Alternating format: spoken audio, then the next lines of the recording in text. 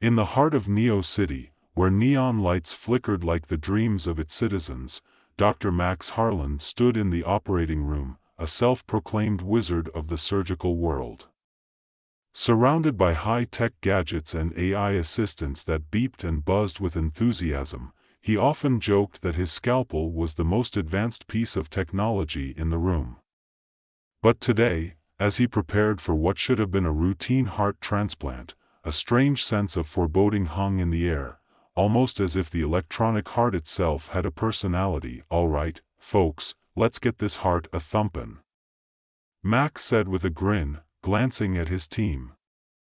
His surgical nurse, Nina, rolled her eyes, adjusting her gloves with exaggerated flair.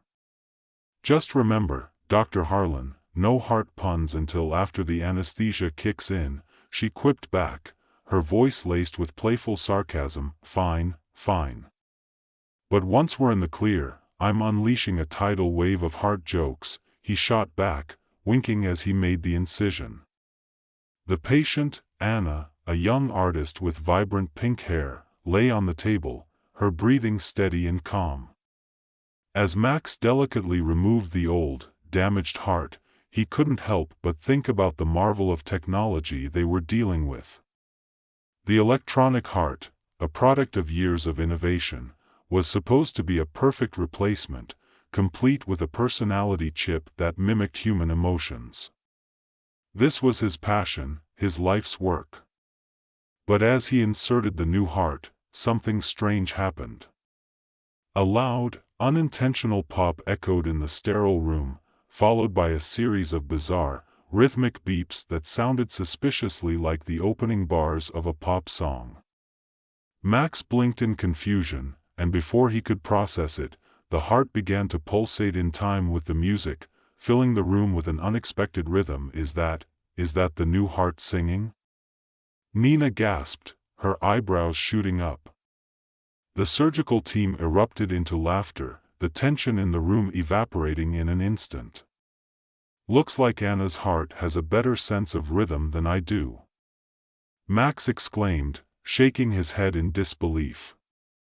The heart continued its impromptu concert, while Anna, still under anesthesia, seemed blissfully unaware of the scene unfolding around her. Amid the laughter, Max's mind raced.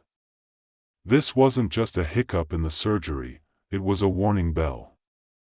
If the heart could be programmed to entertain, what else could it do? Once the operation concluded, and the playful melodies had faded, Max felt a sense of unease settle over him. He brushed it off, attributing it to the strange occurrence in the OR. After all, the world was full of surprises. But deep down, he couldn't shake the feeling that this was just the beginning of something much bigger. In the days that followed, Max and Anna formed an unlikely friendship. With her bright personality and vivid stories about her art, she was a refreshing contrast to his usual cynicism. During her recovery, they spent hours discussing everything from the meaning of life to the merits of AI versus organic human experience. One afternoon, while flipping through her sketches, Anna looked up and asked, "Do you ever worry about what these electronic hearts are capable of?" Max paused, considering her question. "Worry? Not really. I mean, they've got quirks, like musical numbers in the OR, but at the end of the day, they save lives." "True, but what if they could do more than that? What if they could be controlled?"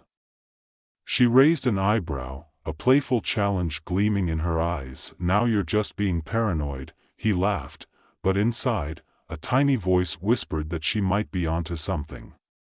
Days turned into weeks, and Anna's recovery went smoothly. However, she began to mention strange sensations, the feeling that her heart was communicating with her, almost as if it had a mind of its own. "I swear, Max, it's like I can hear music when I'm painting." "I think it's the heart," she said one day, her enthusiasm infectious. "Maybe you should go on tour." Max replied, chuckling. But as he laughed, a nagging thought crept in. What if there was something to her claims? Later that evening, while sipping coffee in his favorite dive, Max overheard a conversation between two sharply dressed individuals at the next table. Their hushed tones carried just enough to catch his attention. "The government is monitoring the use of electronic hearts," one said, voice low but urgent. "If we can control them, we control the people. It's the future of influence." Max's heart raced, not his electronic heart, but the one in his chest, beating wildly with a sense of dread.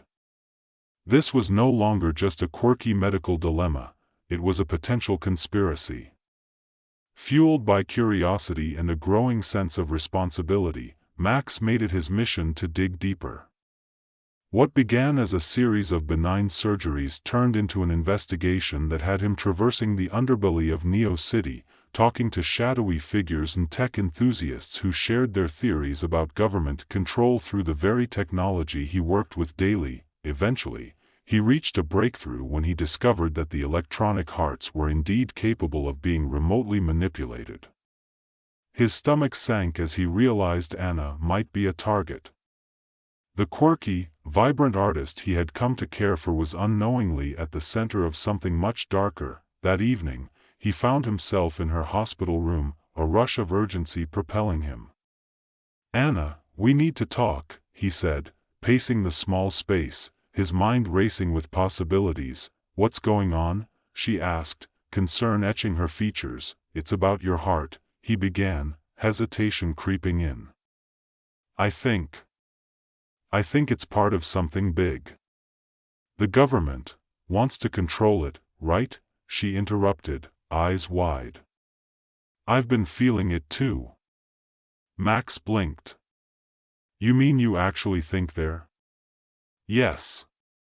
I've had these dreams, and sometimes, it feels like it's not just me thinking. What if they can use us like puppets?" The absurdity of their situation struck him as funny, a surreal twist in a world where hearts sang and conspiracies simmered beneath the surface.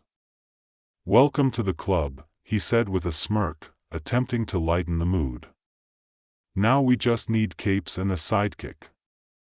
As they plotted their next moves, a strange camaraderie blossomed between them, built on laughter and the absurdity of their circumstances.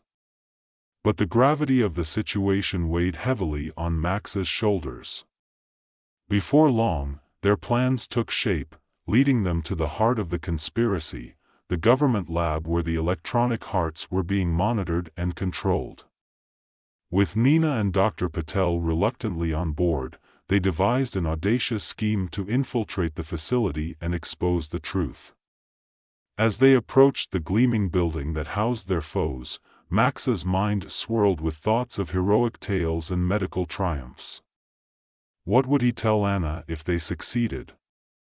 Would they laugh about the absurdity of it all, or would they be forever changed? Little did they know, the real adventure was just beginning. They stood before the glass facade of the government lab, a sleek structure that seemed to mock their humble intent. Max, Nina, Dr. Patel, and Anna were a mismatched team of misfits, but they were united by a singular purpose. The plan was simple in theory: get inside, gather evidence, and expose the truth. In practice, however, it felt like a high-stakes game of cat and mouse. "Just remember," Max said, taking a deep breath as they approached the entrance, "if we get caught, I'm telling them you're all here for a medical conference on heart rhythms." He flashed a grin, but inside, he felt a knot of anxiety tightening. Nina snorted. "As if anyone would believe you're a heart rhythm expert, Harlan." "Fair point," he admitted, his stomach fluttering. They slipped through the sliding doors, greeted by an eerily sterile lobby that smelled faintly of antiseptic. The walls were adorned with posters showcasing the latest in heart technology, images of smiling patients with glowing, high-tech hearts, a deceptive facade. "All right, we need to split up," Max whispered, his voice barely above a murmur. "Nina, you and Patel head to the control room. I'll stick with Anna and check the patient records. If we can find any mention of her heart or the government's experiments, we might have something." Nina nodded, her eyes sparkling with excitement and a hint of mischief. "Got it. If you need us, just send a signal." "Like a bat signal?" Max quipped, but they didn't have time to laugh. They had to move. As Nina and Dr. Patel veered left, Max and Anna headed down a sleek corridor lined with doors. Each step echoed ominously, the polished floor reflecting the harsh fluorescent lights above. Max's heart raced, not the electronic kind, but his own, the flesh and blood variety that pounded with adrenaline. "What's the plan, superhero?" Anna asked, her tone teasing but laced with seriousness. "We find the records, figure out what they know about you, and get the hell out of here before anyone notices we're not supposed to be." Anna nodded, her determination clear. "I'm ready. Let's do this." They reached a door marked, "Patient Records." Max pushed it open, revealing a dimly lit room filled with monitors and stacks of files. He stepped inside cautiously, glancing around for any signs of life. "Looks like a treasure trove," he said, motioning for Anna to join him. As they rifled through the papers, Max's eyes widened. "Look at this," he murmured, pulling out a file labeled Project Heartlink. He opened it, revealing data charts and clinical notes that detailed experiments on electronic hearts, including neural control protocols. "Max, this is it," Anna exclaimed, peering over his shoulder. "They're not just monitoring them, they're trying to control thoughts and emotions." "It gets worse," Max said, flipping through the pages. "They're using patients as test subjects without their consent."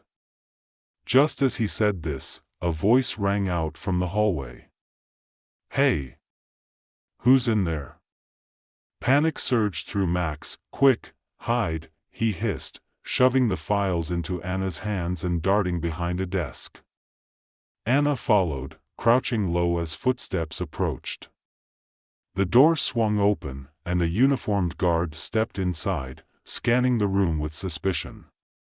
Max held his breath, praying the guard wouldn't notice the scattered papers. "Must be some kind of maintenance issue," the guard muttered to himself, turning to leave. Just as he did, Anna's hand brushed against a metal file cabinet, sending it rattling against the floor. "Stay calm," Max whispered urgently. The guard whipped around, eyes narrowing. "Hey! Who's there? Run!" Max shouted, and they bolted from their hiding spot, racing down the hallway. "Where do we go?"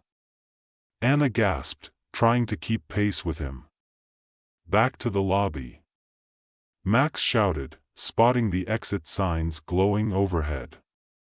As they sprinted, the sound of footsteps echoed behind them, growing louder. Nina's voice crackled in his earpiece. "Max, what's your status?" "We've been made. Meet us at the back exit." "On it." They dashed into the lobby, hearts pounding in their chests, but the guard was hot on their heels. Just as they reached the exit, the door swung open, and Nina and Dr. Patel barreled in, a mix of adrenaline and confusion on their faces. "Run!"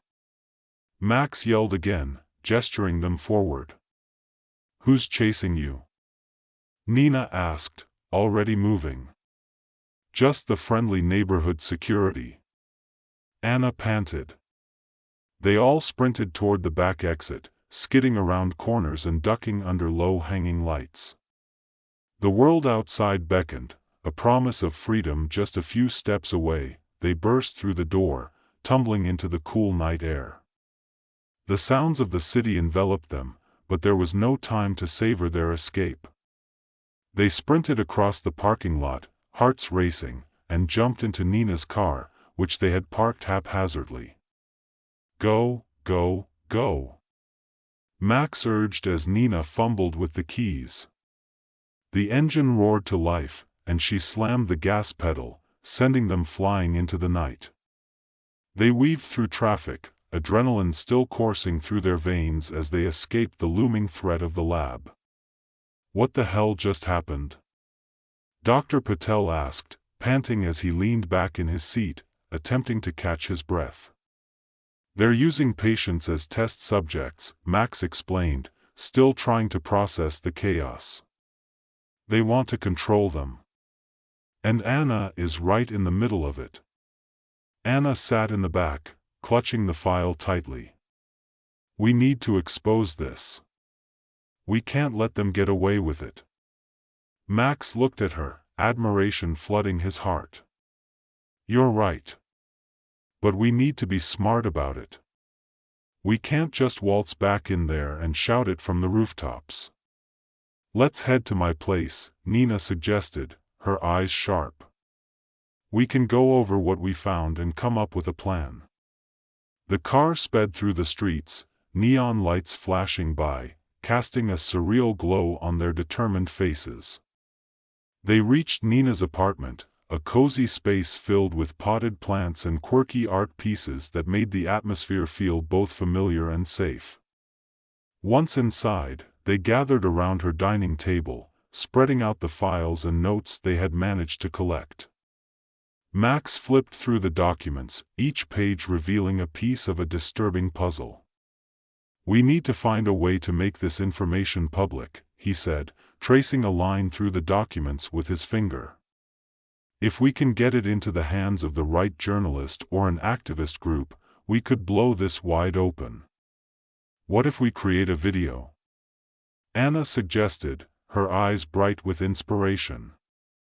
We could share our experiences, what we've found, and show the world what's really happening. Nina nodded. We can set up a live stream. That way, it'll go out instantly. That could work, Dr. Patel agreed. But we need to make sure it's safe. If they're watching us, we can't risk exposing ourselves too soon. Max paced the room, his mind racing. We'll need to set up a secure network to broadcast. I can handle that. But first, we need to get our hands on more evidence. We can't just rely on what we have. Then we go back, Anna said, determination shining in her eyes. We can't stop now. Max looked at her, seeing not just the spark of rebellion but also the fierce spirit that had drawn him to her in the first place. You're really willing to go back in there after everything that just happened? Absolutely, she said, her voice steady. I'm not going to let them use me, or anyone else, for their twisted experiments. As the group brainstormed their next move, Max felt a swell of pride for this ragtag team of heart warriors. They were up against a formidable foe, but the fire in their bellies ignited a hope that he thought had been extinguished by the very technology he had once revered. Okay, he said finally, standing taller. Let's do this. We go back in, get the evidence we need, and then we expose them. Together. The others nodded, resolve building within them. They spent the rest of the night strategizing, planning every detail to ensure they would be one step ahead of their adversaries. With the dawn creeping through the window, Max felt a renewed sense of purpose. He had entered the world of electronic hearts as a doctor, a healer. Now, he was stepping into the role of a protector, not just for Anna, but for everyone who might fall victim to the dark side of technology. As they prepared to leave, Max felt a sense of camaraderie that transcended their initial meeting. These people, this eclectic group of misfits, had become something more than friends. They were allies, united by a common cause, ready to take on whatever the world threw at them. With adrenaline pulsing through his veins, Max knew one thing for sure: this fight was far from over.